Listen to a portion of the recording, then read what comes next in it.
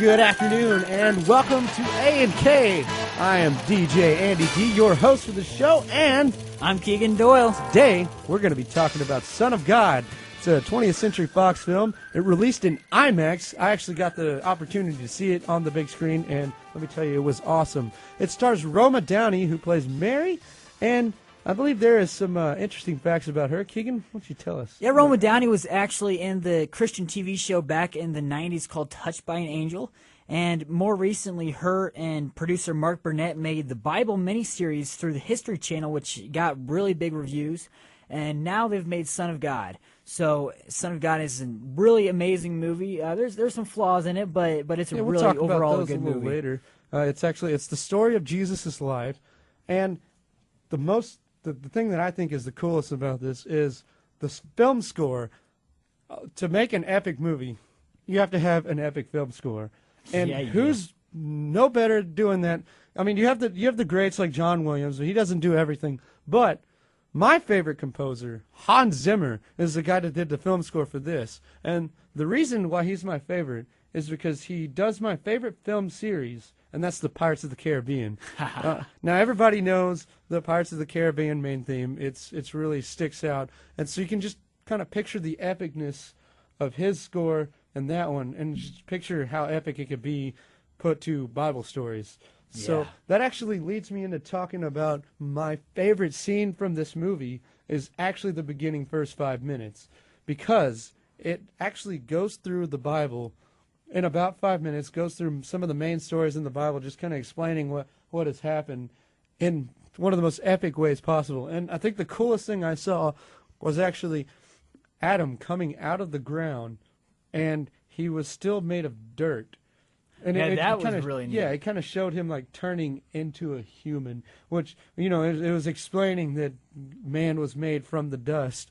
And then there was also, I think it was the scene, I think it was Sodom and Gomorrah, because it showed that like on fire and stuff, and it showed David and Goliath falling. And I hope they make a David and Goliath movie. That's the one I'm waiting for the most. That would be But anyway, neat. Keegan, what was your favorite scene? That's really a hard decision because there's so many great scenes in the movie, but I'd have to say probably my favorite scene, or at least one of my favorite scenes, was when Peter is first being called by Jesus to come follow him. Peter is actually kind of ignoring Jesus at the time, but Jesus is persistent, and he just goes out and he gets in Peter's boat, and he tells Peter to cast the net out again, even though Peter hadn't caught anything all day, and Peter said he never catches anything anymore. But so Peter just does as Jesus says, just to be nice or whatever, and but he catches tons and tons of fish, and then Jesus says, "Rise up and follow me, and we're going to change the world together." I just think that's a really, even though Jesus didn't necessarily say that, doesn't say that in the Bible, it's really a very defining moment for the movie itself, which I think is a really cool scene. Yeah, I did have one flaw with that scene, and that's actually just the fact that in the Bible, Jesus he says, cast your net, and then he says, cast your net on the other side. So Peter doesn't catch fish the first time, and then he catches fish when he casts his net on the other side, which they kind of took away from that, but I think it was just more of a time-consuming purpose. Yeah, I noticed but that too. That was okay. Also, talking about that kind of leads me to, I really want to talk about, just some things. We talked about our favorite scenes. I really want to talk about just some things that the movie kind of didn't quite hit on.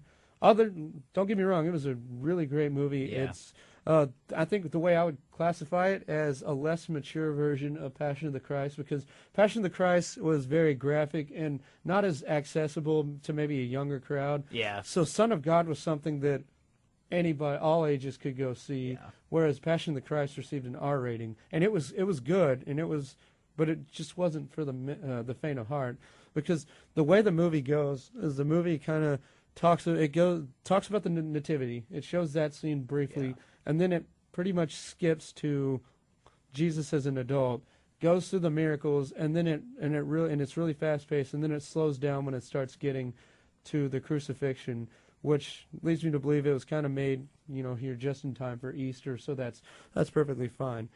One of the things that I didn't like about the movie were the miracles. They kind of kind of didn't. They went through the miracles really quickly. Yeah, they did. I noticed that too. One of the things they didn't show Jesus turning water into wine, which was very important. That was Yeah, kind because of that's kind of considered, Jesus' first miracle. So I think Yeah.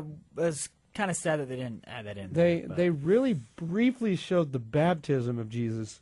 Well, I really wanted to see that on film. Yeah. And see the dove coming down and the light, the portal from heaven open and the light. And also, I really think they should have had the part where Jesus is debating, fighting the devil with the Bible. I really wish they'd. Yeah, they could have. put They that in actually there, could have but- shown Jesus' time in the desert and the Yeah, temptation exactly. would have Yeah, been Yeah. absolutely amazing.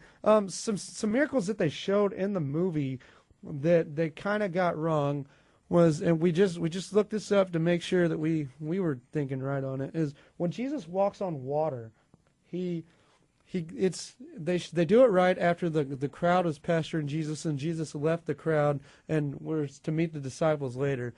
The disciples go out on the boat, and then in the movie a storm hits.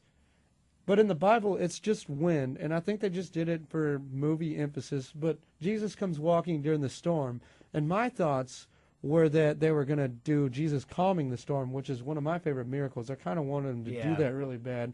But he just does the walking on water, doesn't calm the storm. They never show anything of that. Yeah, because later on. what the Bible says during that part of in the Bible is that they got in the boat, and as soon as him and Peter got in the boat, after Peter started to sink in the water, once they got back in the boat, the storm immediately calmed. But they didn't even show that; they just kind of skipped over that and went directly to the next miracle or scene or whatever. So that was kind of disappointing to me too. Yeah, we'll see the disciples. They all shouted, "Truly, you are the Son of God." Maybe that probably would have been a really good line to include in this. Yeah. Real quick before we wrap up, I want to kind of talk about some other things that the movie does that aren't necessarily in the Bible, but they are necessary for the movie purposes, and I think they did it really well. Was they showed kind of some behind the scenes stuff that made me understand the story of Jesus a little better, like the reason for Jesus's arrest in the first place. Yeah. It always kind of bugged me. I knew that Jesus was considered to the Pharisees that he was kind of considered a blasphemer, but I never understood why they went through all these desperate measures to get him. And the movie explains that it's because he would have caused uproar during the Passover, which I felt for some reason I just never really understood that. I know it's in the Bible, but I never. But they show a lot of backstory and a lot of conversation with Pilate and the Pharisees and who's on whose side, kind of. And one thing about the movie is the movie kind of makes you really, really not like Pilate. Yeah.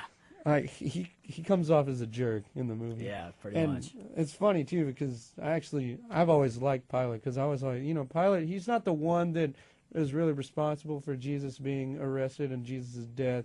He didn't want to crucify Jesus. He didn't want to release Barabbas, but he did what the people wanted. But they still kind of in turn make him look bad in the movie, and I wasn't too fond of that. Yeah. Well, it looks like we're starting to run out of time.